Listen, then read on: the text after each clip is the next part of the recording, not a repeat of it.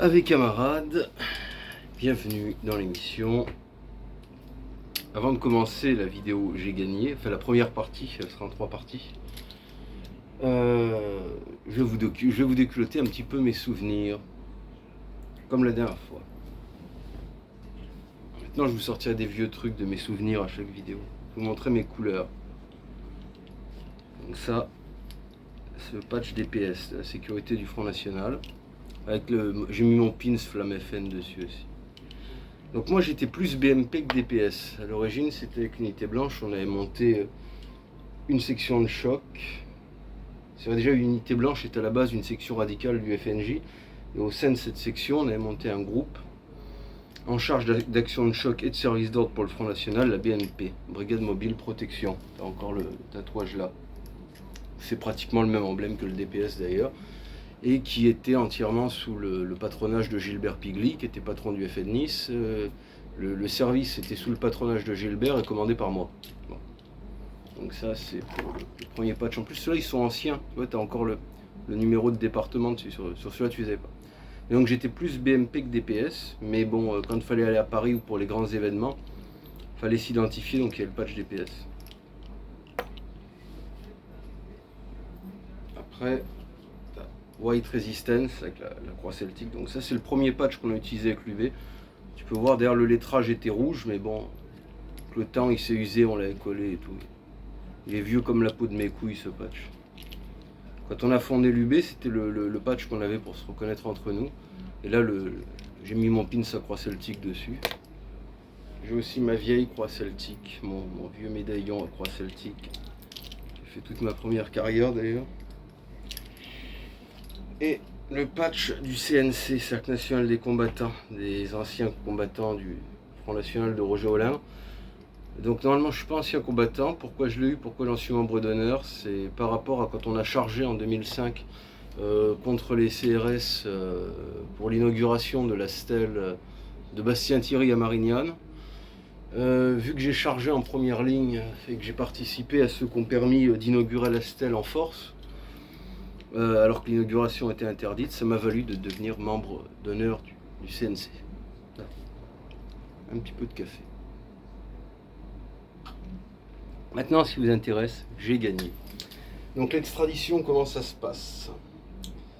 Donc moi j'avais prévu mon plan, bon, vous connaissez l'histoire qu'il y avait, cavale, machin, mes couilles et tout. J'avais compris à la fin que l'héritage ne le toucherait pas en étant en cavale. Mais j'avais mon idée, pas n'importe quelle idée, une grande idée, quelque chose de grandiose. J'avais compris que la Bosnie, j'étais resté trop longtemps. Ils n'avaient pas pu m'extrader, j'avais pu empêcher l'extradition, mais je me doutais qu'ils me feraient un truc. 2 fois j'avais empêché l'extradition. Je savais qu'il fallait se barrer. Et je voulais pas me barrer les poches vides, vu que je savais que je ne toucherais pas l'héritage. J'avais prévu un braquage, mais pas n'importe lequel. Je voulais braquer un bureau de change, mais je voulais pas braquer comme un braqueur cagoulé, machin et tout, c'est pas drôle ça. J'avais fait imprimer des cartes de visite. Avec marqué pour remboursement, contacter l'ambassade de France. Je l'avais marqué dans les 2 langues. Bien le bonjour d'Alexis Issora, pour remboursement, contacter l'ambassade de France. J'avais prévu mon coup, un pétard, tocard FTT et des menottes. L'idée était quand le bureau fermé, le mec sort, je le braque, on rentre, je lui envoie les menottes, il s'attache, j'ouvre, je vide les coffres, je me casse. En laissant les cartes de visite. Un petit truc amusant. Vu que j'avais prévu de taper et pas n'importe où, je voulais taper à la frontière entre la Bosnie et la Croatie. Pour que dans la logique des gens, on pense que j'étais parti en Croatie. Alors qu'en fait, mon idée était de partir au Kosovo. Donc d'aller traverser le Monténégro, et d'aller au Kosovo. Donc je me base à Neum. Tout est prêt. Je sors. Je vais à l'hôtel, je sors. Comme quoi des fois l'alcool peut sauver. Vous n'avez plus rien à boire. Quand je reviens, je vois que le truc il est cerné de flics. Je comprends que c'est pour moi. Je me casse, mais je me casse à pied. Je me casse à pied, pars par la montagne, parce que t'as qu'une seule route quand tu vas de Neum. Je me casse à pied, je marche pendant 24 heures. Sans déconner, j'ai marché dans la forêt. Marché 24 heures en forêt. Je suis arrivé dans un village qui s'appelle Ravno. Il n'y a rien à Ravno. Je continue, j'ai marché 24 heures. J'arrive à Trebejin. Trebejin, c'est tout pourri, c'est en Republika Srpska. C'est la frontière avec le Monténégro d'ailleurs. C'est la merde. Trebéguine, ça n'a pas été reconstruit depuis la guerre. Enfin, Trebéguine, ça ne s'explique même pas. C'est un dépotoir pas possible, t'as plein de pro-russes, t'as des tags en soutien à la Russie, c'est des romanichels, t'as des poules dans la rue, c'est très béguine. Bon, mais j'ai marché pendant 24 heures, je suis KO, j'arrive dans un bar, je suis un zombie. Là je commande un café, un rakia, je vois le mec il me sert, et comme ça. C'est vrai que tout le monde me regardait, mais je me dis putain, ces espèces de pecnos, ils ont jamais vu de touristes en plus, bon, manquait plus que ça. Et là, je vois qu'à un moment donné, je sors du bar, il y a un mec qui va, il m'attrape par le bras. Je le pousse, je lui en place une. Là, les camions qui s'ouvrent, les points verts sur moi encore, des MP5 pointés sur moi encore, les cagoulés d'Interpol. Le premier mec qui m'avait attrapé, c'était un mec d'Interpol, mais vu comme il était fringué, moi j'ai pas vu que c'était un mec d'Interpol, j'ai cru que c'était un clodo. Il allait bien dans la population locale celui-là. Et après je me vois les mecs Interpol et les mecs là, ouais, Interpol, Task Force Fugitive Violente, marqué là sur les kawaii en bleu et jaune. Appuyé du GIGN serbe, je suis arrêté, je leur ai dit qu'ils peuvent pas m'arrêter, que le délai d'extradition est passé. On me met en garde à vue.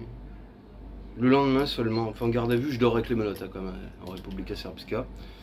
Le lendemain seulement, j'apprends que on m'a arrêté pour le motif que je suis resté plus longtemps qu'il ne fallait dans le pays. Il m'emmerde même pas pour le calibre, ça me surprend, il m'emmerde même pas pour le calibre. Le mec qui m'arrête, ça me fait chier, j'arrive dans son bureau, l'agent Interpol, leur bureau à l'aéroport, je vois plein de trucs du FBI et tout, Quantico, je lui dis putain, t'es quand même pas un ricain, parce qu'il me parle en français là, je dis putain, t'es quand même pas un ricain. Tu sais que je me suis formé en 2006 avec une académie qui dépendait de Blackwater. J'ai fait mon premier stage militaire privé avec les ricains, j'ai toujours été pro-américain, me dis pas que t'es un ricain. Puis là, ça me décevrait, il me fait non, qu'il est bosnien d'Interpol, mais qu'il a été formé par les ricains, pour ça qu'il a les trucs. On discute, il est pas désagréable. Et il m'explique que j'aurais dépassé, je lui dis c'est faux, j'ai pas dépassé, je rentrais, je sortais de Croatie, donc mes visas sont à jour. Il me dit on va voir.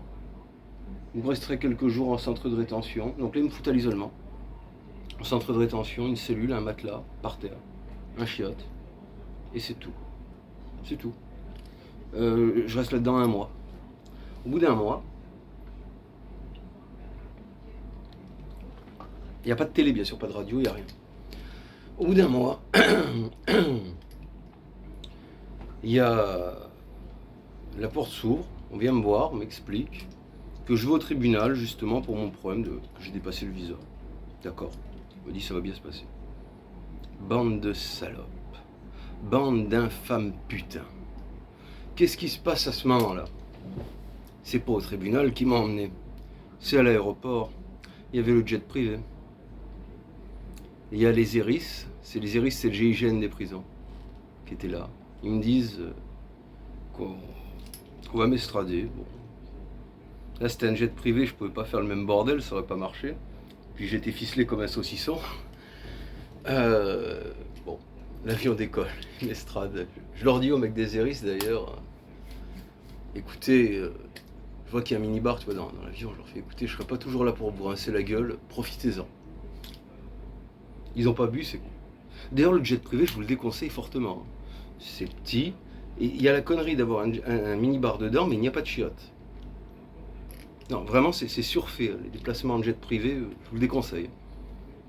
Bon, on est dans l'avion. Et là, bon, bah, l'avion, il arrive sur Paris. Il atterrit sur Paris, arrive à... Je sais pas quel aéroport je suis arrivé, j'en sais rien.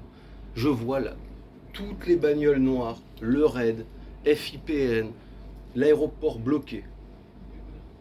Ça arrive, je me dis putain, tout ça c'est pour moi, mais j'ai halluciné, tu vois. J'étais comme dans le film No Pain No Gain justement, quand le mec il se fait ramener en hélicoptère. J'ai halluciné, je me marre, je me mets à rigoler. J'arrive, bon évidemment je demande à fumer, on me laisse pas fumer. Du coup c'est va te faire enculer, je refuse de donner mes empreintes digitales, je refuse de déclarer mon nom. Je suis très désagréable. Il décide de m'emmener au tribunal.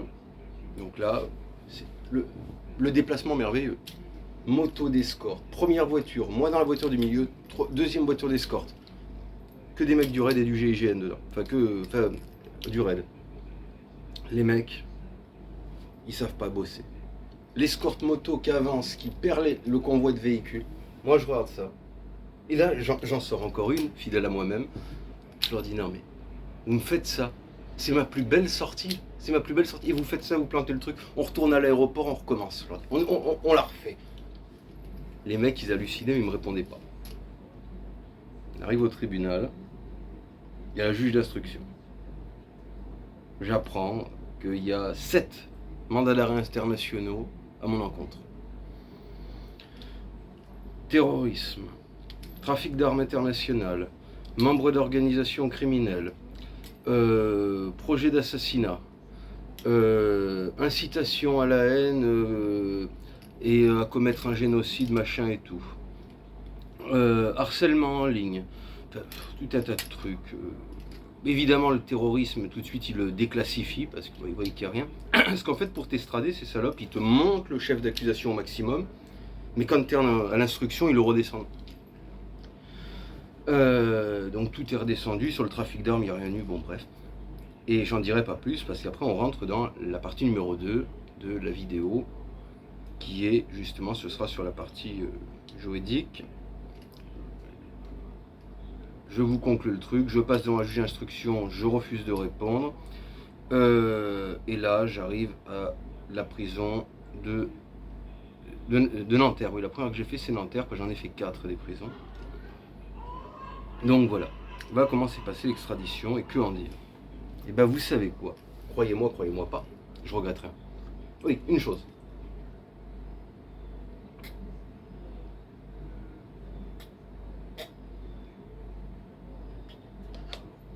Je regrette de ne pas avoir fait mon braquage. Parce que ça aurait été marrant. Ça aurait été une provocation formidable. Mais à part ça, je regrette rien. Même les mecs qui m'ont estradé, je leur en veux pas. Même la juge, je lui en veux pas. Et même, je vais plus loin. Je les remercie. Et je vais dire pourquoi. Ce coup de pub qui m'a été fait, jamais de ma vie, je n'aurais pu espérer avoir une telle publicité. Jamais de ma vie, je n'aurais pu espérer avoir une telle médiatisation. C'est vrai que j'étais déjà quelque chose. J'étais déjà quelque chose. Mais ils m'ont transformé en légende. Je suis devenu une légende par rapport à ça. Sincèrement, ça va vous paraître fou, mais c'est un des plus beaux moments de ma vie. C'était comme la reconnaissance et la consécration pour la totalité de mon œuvre. J'étais enfin remercié. J'étais enfin célébré. Ce coup de pub merveilleux que j'ai eu, où tous les journaux en ont parlé, où tout le monde en a parlé. Puis après, ce qui s'est passé au tribunal, tout ce que j'ai fait, toutes les déclarations, j'ai utilisé les tribunaux comme une salle de meeting. Je l'avais prévu, ça, depuis la Bosnie. Je m'étais dit, j'empêcherai mon extradition, mais si je me fais extrader, il n'y aura qu'une chose qui m'intéressera, ce sera de rentrer dans l'histoire.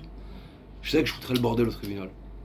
Je ne vais pas en dire trop, parce qu'après, on entre dans la partie 2 de la vidéo sans ça. Je n'aurais jamais pu espérer faire des meetings. Ben, j'en ai fait. J'en ai fait dans les tribunaux. Et ça, j'en parlerai dans la partie 2. Mais sur la partie 1, ce merveilleux coup de pub, c'était un moment exceptionnel. La justice a cru m'emmerder. Elle est arrivée simplement à me faire un cadeau si beau que même moi, dans mes rêves, je n'aurais jamais espéré l'avoir. Sincèrement, je n'ai aucun regret. Aucun.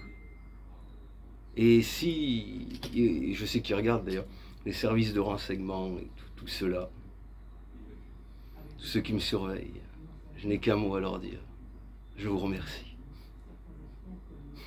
Merci de m'avoir donné cette publicité à laquelle je ne pouvais même pas rêver.